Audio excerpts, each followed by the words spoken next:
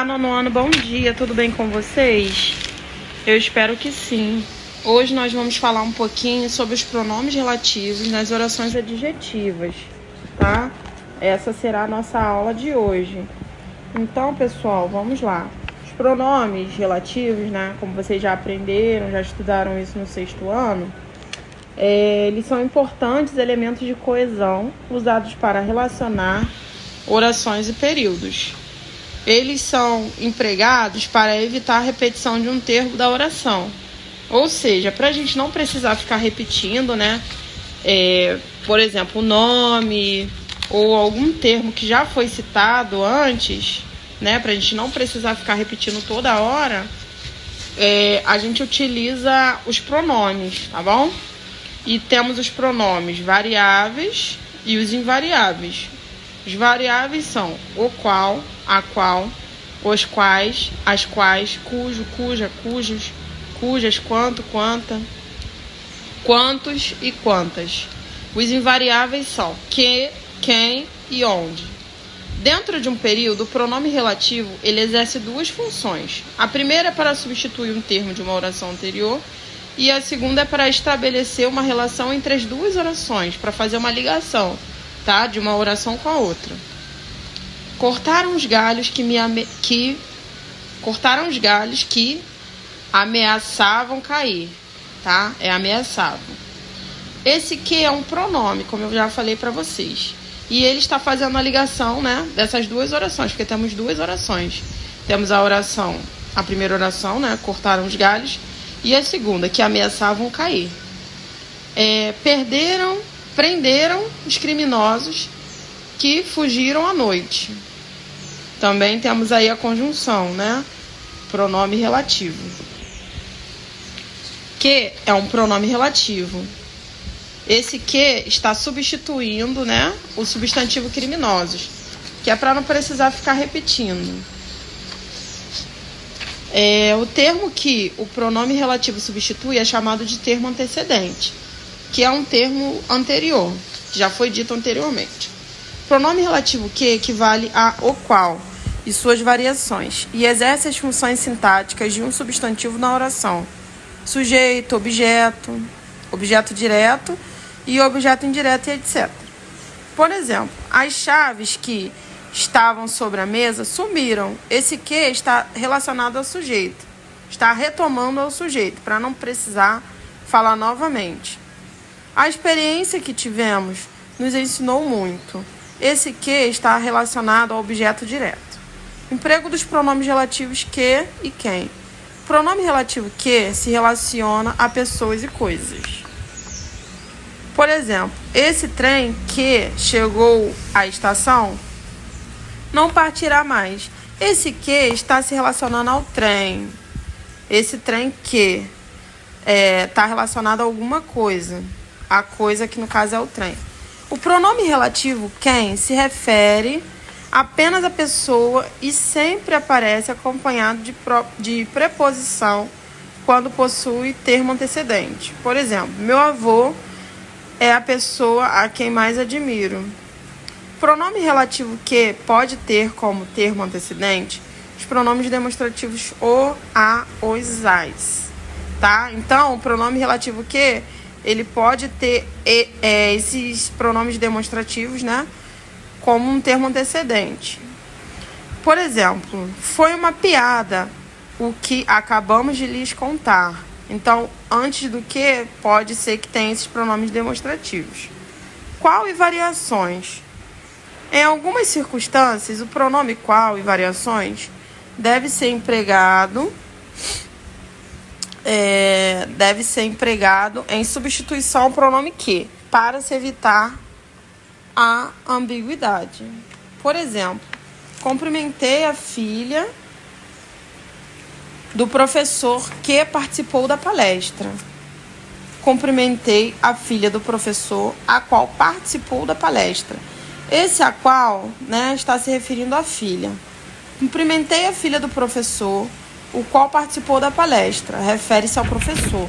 Então, gente, preste muita atenção, porque vai diferenciar no momento que vocês estiverem lendo a frase, a oração, vai diferenciar a qual vai se referir a uma outra coisa. Então, prestem bem atenção, tá? Cujo variações. O pronome relativo cujo tem valor possessivo e sempre está posicionado antes de um substantivo com o qual concorda em gênero e número. Por exemplo, o livro cuja leitura agradou aos alunos é de um escritor famoso, tá? Está se referindo ao livro. O livro cuja leitura agradou aos alunos é de um escritor famoso. Não sabemos qual é o livro, né? Quantos livros são. Então, esse cujo é um pronome relativo que ele tem valor de posse, tá? E ele sempre vai estar posicionado antes do substantivo com o qual ele vai concordar em número e gênero. Então, prestem atenção. O pronome relativo onde equivale a em quem e indica ideia de lugar. Esta cidade onde vivemos é uma das melhores em qualidade de vida. Então, esse onde está se referindo à cidade, né? Está indicando um lugar. Vocês vão fazer os exercícios dessa atividade, né? Que está na página 59. Eu não coloquei aqui no slide. 59 a 63. E vamos falar um pouquinho sobre didático e enciclopédia, né? O texto didático e enciclopédia também está no livro de vocês. Acompanhem aí. Texto e linguagem, tá? Nós vamos falar um pouquinho sobre isso. O texto expositivo é caracterizado por apresentar informações sobre um determinado objeto ou fato. Ou seja, ele possui a função de esclarecer, né? Ou informar o leitor sobre alguma coisa, sobre algo, a partir da exposição de um determinado assunto. Então, gente, o texto expositivo, a característica dele é informar sobre algo, sobre algum objeto, tá? Trazer informação e esclarecimento. Dessa maneira, é comum que, nesse tipo de texto, sejam apresentados conceituações e definições, além da linguagem da linguagem empregada ser concisa e clara. Então, é uma linguagem bem prática, bem clara, para que o entendimento seja mais fácil. Texto didático. A palavra didática provém do grego didáticos e significa ensinar, instruir. Então, o texto didático, ele vem para ensinar e instruir. O texto didático é, portanto, um texto dirigido ao ensinamento, a instruções de alguém. Ele vem para instruir, para ensinar. Ele é utilizado nas unidades educacionais. É o livro de vocês, gente. É o texto didático que vocês usam na escola. Ele informa, instrui, explica um conceito ainda não dominado ou conhecido pelo leitor. Na escola, os textos didáticos estão presentes nos livros didáticos, que são confeccionados para atender às exigências curriculares, apresentando conteúdos básicos de várias disciplinas. Como forma de complementar as informações apresentadas no texto, um recurso muito utilizado nos livros didáticos é o emprego da língua não verbal. Fotografias, ilustrações, mapas, gráficos e tabelas são utilizados como complemento e ajudam o leitor a criar uma imagem dos conceitos explicados. Ou seja, a pessoa vai ler, né, e vai colocar na mente dela tudo aquilo que eles aprenderam através das fotografias, ilustrações, mapas, tá? São utilizados para complementar e ajudar a pessoa na hora de criar aquela imagem conceitual na nossa mente mesmo, né? E outro recurso também presente no texto didático são as atividades propostas, né? Porque nos livros didáticos tem muitas atividades, né, para auxiliar o estudante no processo de compreensão e de assimilação dos conteúdos apresentados. Já o texto enciclopédio, hoje em dia já não se vê muito, né? Mas tem. E ele, antigamente, não sei, vocês não passaram por isso, não são dessa época. Mas na minha época de escola, eu só tinha como fazer pesquisa através do livro enciclopédio.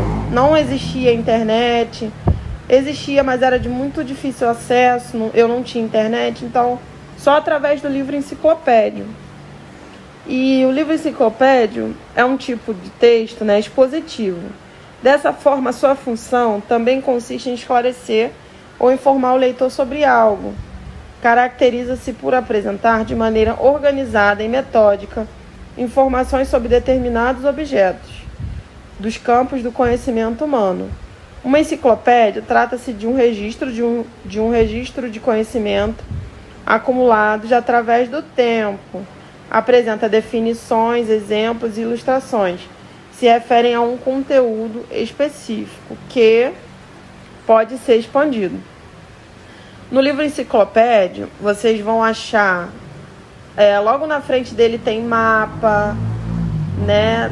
Na frente dele tem aquele que tem em todos os livros, né? Como cada página, o que tem em cada página. A bibliografia também tem. Então, no livro enciclopédico, vocês vão conseguir encontrar coisas que talvez vocês não encontrem em outros livros, outros tipos de livros, né? O livro enciclopédico, ele é muito bom, porque ele traz coisas para vocês que em outros livros vocês não encontram. Ele é utilizado muito para pesquisa escolar, acadêmico. Então, não tem como errar. Se você for fazer uma pesquisa diretamente do livro enciclopédico, não tem como errar, porque é aquilo ali certinho, tá? E a estrutura dele, né, é regular. O título funciona como uma entrada, está localizado no topo da página, em destaque, com a fonte em caixa alta. É usado como forma de identificação do verbete. Logo abaixo dele aparecem as primeiras definições sobre o objeto abordado, seguidas de outros dados que a complementarão. As figuras aparecem legendadas como modo de oferecer ao leitor uma representação visual, uma imagem de conhecimento que lhes é transmitido. Vocês vão fazer no livro de vocês os exercícios da página 67 a 71. Como eu falo para vocês sempre, não deixem de fazer os exercícios, tá bom? Hoje nós vamos fazer a correção, né, das conjunções integrantes, que foi o nosso conteúdo da aula passada. Vamos para a pergunta, né, de número 1. Conjunções integrantes como introdutores das orações substantivas. Número 1. O texto que acabou de ler tem como objetivo, letra D, incentivar o público a conhecer outras obras de Machado de Assis. O texto, então, ele possui um objetivo principal de incentivar os leitores a conhecerem outras obras. 2. Quanto à estrutura, podemos afirmar que o texto é predominantemente, letra B, argumentativo. É aquele que tem como principais características defender uma ideia ou hipótese com o objetivo de convencer o leitor. 3. Fato é que a obra poética o verbo em destaque é classificado sintaticamente como número 3, letra A. Verbos de ligação são verbos que indicam um estado, ligando uma característica ao sujeito. 4. Alguns mecanismos de coesão evitam, né, a repetição de palavras. Aí, nessa questão, vocês tinham que identificar, né, no trecho, os referentes das expressões de destaque. A palavra segunda se refere à produção de versos e a primeira à produção de prosa.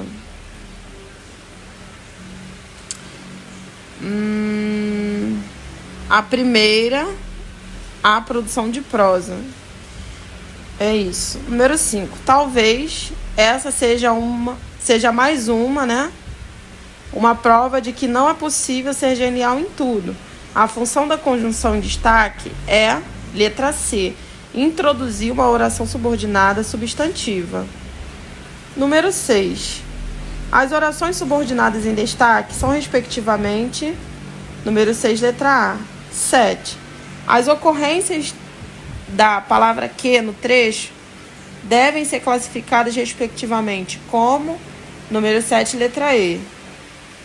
Eu vou deixar para vocês esse gabarito aqui, vocês coloquem no livro de vocês, tá?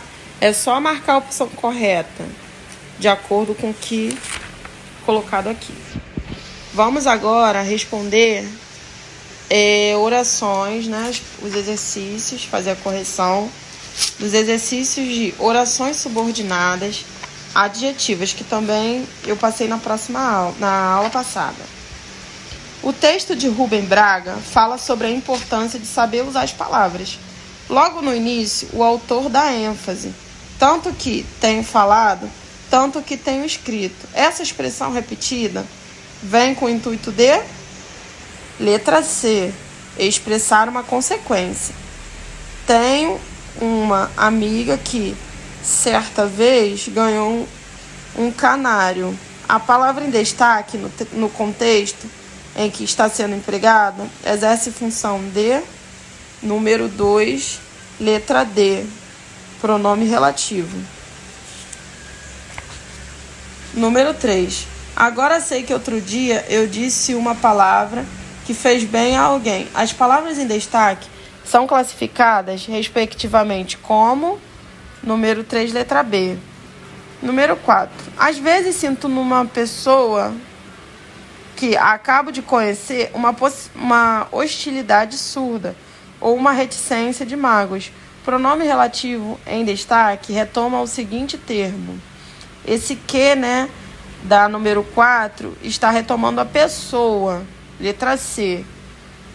5. Iluminasse um pouco as suas pobres choupanas e as suas remotas esperanças. Os termos em destaque exercem a função de, número 5, letra C. 6. Identifique e classifique as orações subordinadas adjetivas nas frases abaixo.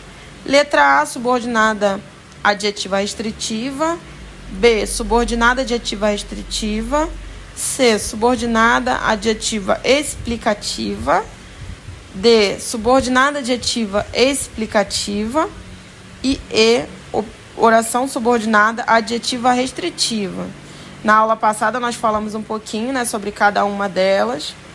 E tá aí a resposta do exercício. Espero que vocês tenham acertado. Número 7. Transforme a oração subordinada adjetiva destacada em um adjetivo reescrevendo as frases. Número 7, letra A. Os guerreiros corajosos não devem se deixar abater. Letra B. As pessoas impacientes perdem grandes oportunidades na vida. Da 8 em diante também são exercícios, né, para vocês marcarem a opção correta. Corrijam no caderno de vocês direitinho. Na aula de hoje, de redação, eu trouxe um texto para vocês falando sobre o câncer de pulmão e o câncer de pele. Tá? Vocês vão ler esse texto e vão responder as questões propostas, tá? Respondam no caderno de vocês direitinho, tá bom? Peguem as perguntas e transcrevam no caderno de vocês. O texto não precisa, o texto vocês vão ler aqui mesmo e vão transcrever, tá? Vou deixar um pouquinho parado aqui para vocês poderem conseguir printar a tela. Para vocês poderem fazer, responder o questionário. Tá bom, pessoal? E é isso, a nossa aula de hoje. Espero que tenham entendido. Qualquer dúvida é só mandar mensagem, é só falar para eu poder responder para vocês, tá bom? A prova de vocês está chegando. Não deixem de estudar o conteúdo do livro, tá bom? Respostas quando vocês forem responder a prova, quando vocês forem fazer a prova de vocês, Não deixem de ler no livro, tá? Porque vocês devem se basear no livro, não na internet, tá bom? Entrem no livro de vocês para responder a prova, para fazer a prova. E boa sorte para todos, tá bom? Até a próxima aula. Fiquem com Deus.